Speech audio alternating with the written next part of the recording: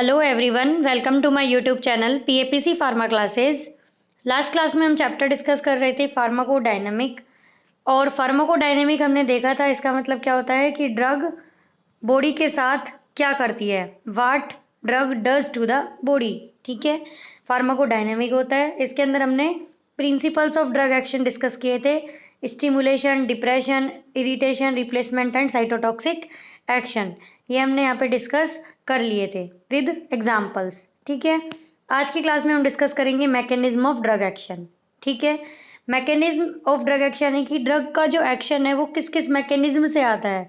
जो ये ड्रग ऊपर डिस्कस किए हमने, एक्शन जो करती है ये कि स्टिमुलेशन और डिप्रेशन, ये जो भी एक्शन करती है ये किस किस मैकेनिज्म से यहाँ पे एक्शन करती है। जिसके अंदर फर्स्ट है क्या, फिजिकल एक्शन। फिजिकल एक्शन का मतलब क्या हुआ कि ड्रग की फिजिकल प्रॉपर्टी से जो एक्शन आ रहा है, फार्माकोलॉजिकल एक्शन, वो फिजिकल एक्शन होगा। ठीक है, केमिकल एक्शन, ड्रग के केमिकल प्रॉपर्टी से जो फार्माकोलॉजिकल एक्शन आ रहा है वो केमिकल एक्शन होगा। ठीक है, फिर थ्रू एंजाइम्स, एंजाइम्स के थ्रू कुछ एंजाइम्स को यहाँ पे इनिबिट करके अलग अलग टाइप से ये डिस्कस करेंगे यहाँ पे। एंड देन लास्ट में थ्रू रिसेप्टार्स। ठीक है, फिजिकल एक्शन का मतलब क्या हुआ कि ड्रग की फिजिकल प्रॉपर्टी की वजह से जो फार्माकोलॉजिकल एक्शन आ रहा है। ठीक है, जैसे कि फॉर एग्जांपल अगर हम डिस्कस करें, एक ड्रग होती है ईसबगोल, है ना, होती है एक ड्रग ईसबगोल जो कि किस में काम आती है, कॉन्स्टिपेशन के अंदर। ठीक है, अब ये ईसबगोल जो है इसकी प्रॉपर्टी किसकी होती है, इसकी प्रॉपर्टी होती है स्वेलिंग नेचर की। किसकी, स्वेलिंग नेचर की। ठीक है, इसको कॉन्स्टिपेशन में कैसे काम करती है, ये हमारी इंटेस्टाइन है। ठीक है, इसके अंदर ये कोई फीकल मटेरियल है। ठीक है, अब ये इसका अमाउंट क्या है, कम है। अब इसका बल्क बढ़ाने के लिए, यानी कि इसका अमाउंट ज़्यादा हो जाए, हम क्या ले लेते हैं, ईसबगोल। ठीक है, ये क्या करता है कि फीकल मटेरियल का बल्क बढ़ाता है।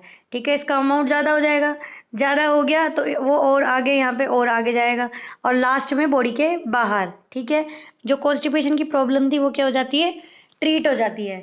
अब ये कैसी हुई, ईसबगोल से हुई, क्योंकि ईसबगोल का खुद का नेचर था, उसकी ये फिजिकल प्रॉपर्टी थी क्या, किस चीज़ की, स्वेलिंग नेचर की। ठीक है, ऐसे ही अगर दूसरा एग्जाम्पल डिस्कस करें हम, दूसरे एग्जाम्पल में मैनीटोल। ठीक है, मैनीटोल जो होती है वो क्या होती है, एक ड्रग होती है ऑस्मोटिक डायूरेटिक। किसमें होती है, डायूरेटिक चैप्टर के अंदर आती है और कैटेगरी क्या होती है, ऑस्मोटिक डायूरेटिक। ठीक है, ये क्या करती है, जैसे मैंने नेफ्रॉन है ये इस तरीके से। ठीक है, यहाँ से क्या हुआ, ये फिल्ट्रेशन होता है। ठीक है, तो ये मैनीटोल जैसी ड्रग क्या करती है, ये इधर ये पीसीटी के अंदर, ठीक है, यहाँ पे यहाँ का ऑस्मोटिक प्रेशर जो है ये क्या कर देती है, बढ़ा देती है।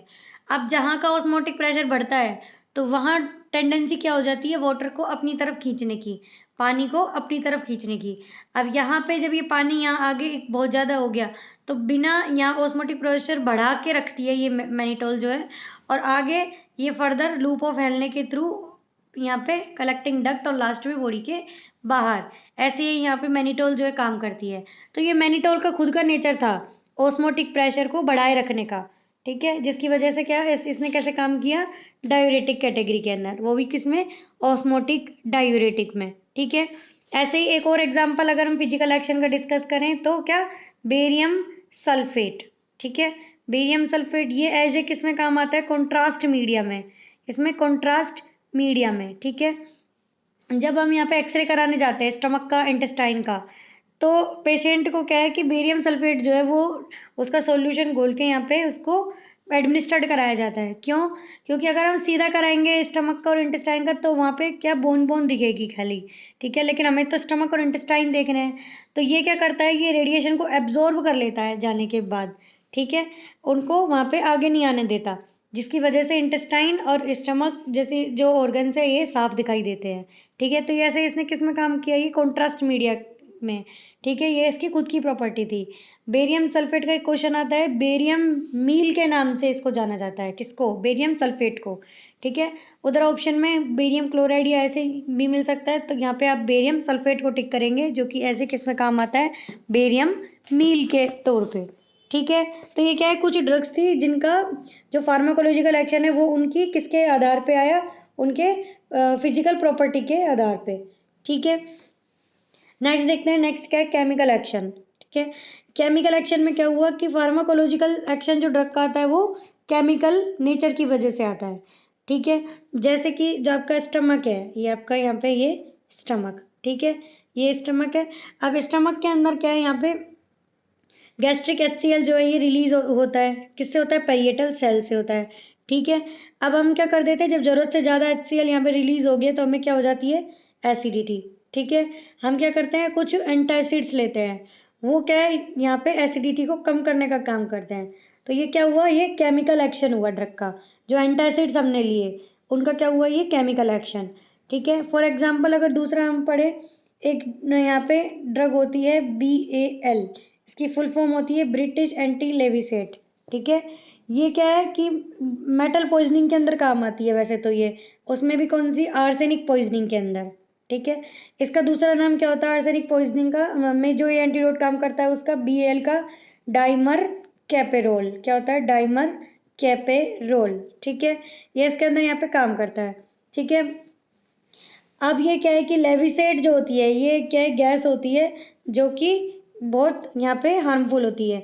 तो जो ब्रिटिश थे उन्होंने इसके अगेंस्ट में जो एंटीडोट बनाया उसका नाम लिख दिया BAL, ब्रिटिश एंटी लेविसेट, ठीक है। तो इसलिए इसका नाम BAL पड़ा। वैसे क्या है, ये डायमर कैपेरोल है, ठीक है। और ये क्या है, अपने नेचर की वजह से आर्सेनिक पॉइजनिंग के अंदर काम आता है। और ये दूसरा क्या है, इडिटा के साथ, EDTA, ethylene diamine tetra acetic acid, ethyl ये इडिटा के साथ मिलके और यहाँ पे कॉम्प्लेक्स बना के कैल्शियम के अंदर भी काम आता है, कैल्शियम को बॉडी से बाहर करने के लिए, ठीक है। तो इस तरीके से ये ड्रग की कुछ केमिकल एक्शन की वजह से ड्रग का फार्माकोलॉजिकल एक्शन आता है, ड्रग की केमिकल प्रॉपर्टी की वजह से, ठीक है। अब डिस्कस करते हैं थ्रू एंजाइम्स, ठीक है। एंजाइम्स का मतलब क्या हुआ, जो एंजाइम होते हैं वो क्या होता है, बॉडी के अंदर किसी भी जो मेटाबॉलिक प्रोसेस हो रहा होता है उसको आगे बढ़ाने का काम करते हैं, रेट ऑफ रिएक्शन को बढ़ाते हैं, ठीक है। ये क्या होता है, एंजाइम का काम होता है, ठीक है। तो कुछ एंजाइम को इनिबिट करके भी अलग अलग टाइप से यहाँ पे काम करते हैं, कैसे, जैसे फर्स्ट है कॉम्पिटिटिव, ठीक है। कॉम्पिटिटिव का मतलब क्या हुआ, कोई भी एक जगह है वहाँ पे मान लो एक चेयर रखी है ये, ठीक है, इस तरीके से एक चेयर रखी है, ठीक है। अब इस चेयर पे बैठने के लिए यहाँ पे एक चेयर है और 2 आदमी हैं, ठीक है। अब ये जो इनके बीच में यहाँ पे ये जो प्रोसेस है कि इस चेयर पे कौन बैठेगा, ये क्या हुआ, कंपटीशन। इस चीज़ को क्या बोला, कॉम्पिटिटिव इनिबिशन। अब इसको ड्रग की हेल्प से समझते हैं, कैसे, ये 2 टाइप का होता है, पहले तो इक्विलिब्रियम, नॉन इक्विलिब्रियम। इसको समझने से पहले हम कॉम्पिटिटिव इनिबिशन समझेंगे, वो कैसे, मान लो यहाँ पे फॉर एग्जांपल लेते हैं हम कौन सा, सल्फोनामाइड्स का, हमने सल्फोनामाइड चैप्टर पढ़ा है, ठीक है।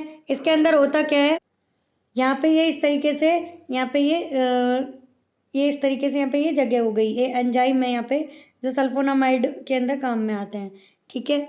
यहाँ पे ये हो गया और ये इधर हो गया, ये इससे अटैच होने के लिए यहाँ पे, जिसका नाम क्या हुआ, PABA, para amino benzoic acid, ठीक है। ये क्या हुआ, यहाँ पे इस एंजाइम का यहाँ पे साइट है फोलेट सिंथेटेज, फोलेट सिंथेटेज, ठीक है।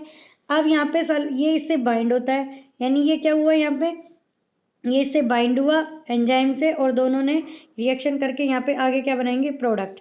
और प्रोडक्ट में भी क्या बनता है, फोलेट डेरिवेटिव्स बनते हैं, ठीक है। अब हम दे देते हैं सल्फोनामाइड्स, ठीक है, क्योंकि ये बैक्टीरिया यहाँ पे इस प्रोसेस से काम करते हैं, हम दे देते हैं सल्फोनामाइड, बॉडी को जो यहाँ पे प्रॉब्लम हो रही होती है उनको ट्रीट करने के लिए। सल्फोनामाइड जो है इनका नेचर होता है कि ये मतलब एक्टिविटी जो इनका लुकिंग होती है सल्फोनामाइड की, वो पावा के जैसी होती है, जैसे ये इससे अटैच हो रहा था यहाँ पे, तो ये इस कुछ सिमिलर इसी की तरह यहाँ पे ये दिखता है, ठीक है। अब पावा की जगह सल्फोनामाइड क्या करता है, यहाँ पे खुद यहाँ पे चला जाता है और इससे बाइंड हो जाता है। बाइंड होने की वजह से अब जो आगे प्रोडक्ट बन रहा था फोलेट डेरिवेटिव्स, वो यहाँ पे नहीं बनते हैं, वो यहाँ पे क्या हो जाते हैं, रुक जाते हैं, ठीक है। और आगे बैक्टीरियल यहाँ पे बैक्टीरिसाइडल या बैक्टीरियोस्टैटिक एक्शन हमें मिल जाता है, ठीक है। तो ये क्या हुआ, सल्फोनामाइड और पावा के बीच में क्या हुआ, इससे जुड़ने के लिए, एंजाइम से जुड़ने के लिए क्या हुआ, ये कॉम्पिटिशन, ठीक है। इस चीज़ को क्या बोल दिया, कॉम्पिटिटिव इनिबिशन, ठीक है। अब ये 2 टाइप के होते हैं, इक्विलिब्रियम और नॉन इक्विलिब्रियम। ये इसका मतलब क्या हुआ, इक्विलिब्रियम में जो ये सल्फोनामाइड थे और पावा थी, दोनों सेम एफिनिटी के होते हैं एंजाइम से बाइंड होने के लिए, दोनों की एफिनिटी सेम होती है, ठीक है। दोनों के अंदर सेम ताकत है एंजाइम से बाइंड होने के लिए, ठीक है। और अगर दोनों के अंदर सेम एफिनिटी नहीं हो फॉर एग्जाम्पल अगर हम डिस्कस करें, जैसे कि जो ऑर्गेनोफॉस्फेट्स है, ऑर्गेनोफॉस्फेट्स कोलिन एस्टरेज एंजाइम से यहाँ पे बाइंड होते हैं और एसिटाइल कोलिन जो है यहाँ पे उसके यहाँ पे एक्टिविटी को अफेक्ट करते हैं।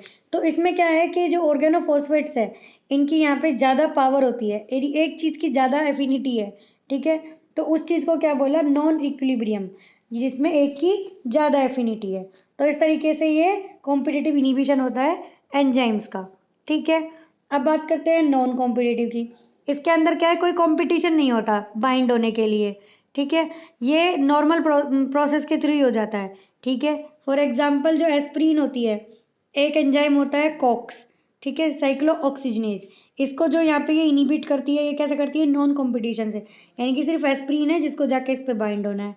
यहाँ पे ऐसा कोई नहीं है कि और कोई ड्रग भी आएगी इस पे बाइंड होने के लिए, सिंपल यहाँ पे ये नॉन कॉम्पिटिटिव इनिबिशन है। दूसरा एग्जाम्पल नॉन कॉम्पिटिटिव इनिबिशन का अगर हम डिस्कस करें तो क्या होता है वो, जैसे कि डाइसल्फिराम है।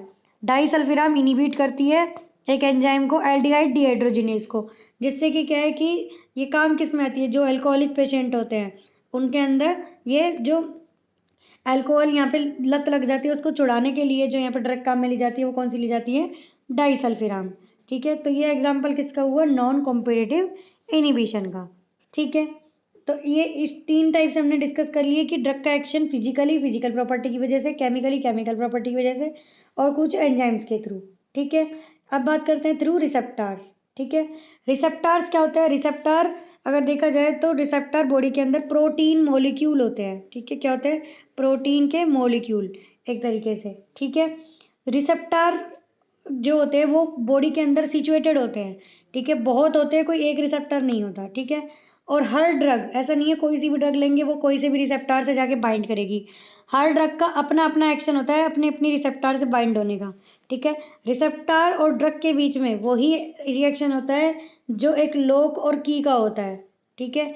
जैसे कि एक पर्टिकुलर लॉक के लिए एक पर्टिकुलर की होती है, ठीक है, ना तो इस लॉक के लिए दूसरी की आएगी ना इस की के लिए दूसरा लॉक है, ठीक है, पर्टिकुलर है ये। तो ऐसा ही ड्रग और रिसेप्टर का पर्टिकुलर इंट्रैक्शन होता है, ठीक है।